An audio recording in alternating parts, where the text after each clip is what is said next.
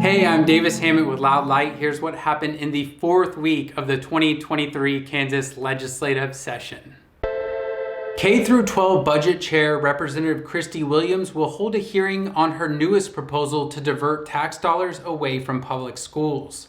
The Sunflower Education Equity Act would give tax dollars to completely unregulated homeschools and not require any education outcomes from them. This comes as an Ohio scandal is unfolding involving thousands of homeschools teaching Nazi and white supremacy curriculum.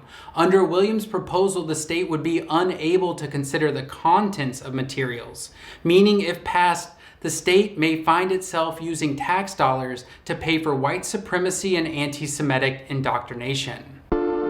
A bill aimed at criminalizing drag performances in front of anyone under 18 was introduced by Senator Mike Thompson this week. The bill broadly defines drag as wearing clothing traditionally worn by members of the opposite sex, opening up the potential for a woman wearing pants to be charged as a criminal drag performer.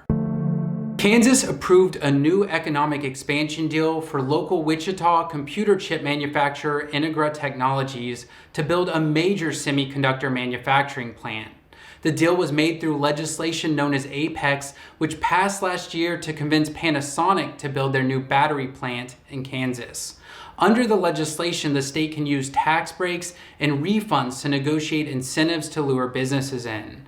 For Integra, the deal would provide $300 million in incentives in exchange for a $1.8 billion investment, creating 2,000 jobs. The deal is reliant on pending federal funding. Not much else is known due to non-disclosure agreements signed by all those involved. Few locations in Kansas provide abortion, but over 50 known as crisis pregnancy centers work to prevent it. A hearing was held on a bill to create a state-funded 70% refund for donations to the largely unregulated religious-based facilities.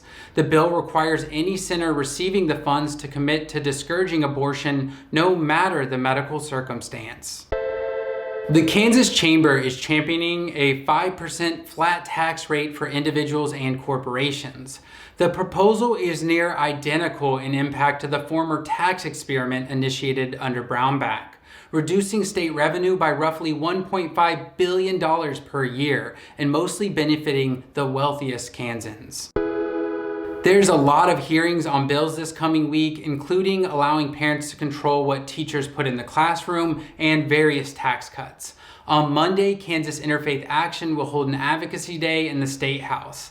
Stay tuned, stay engaged, and until next time, thank you so much, Kansas.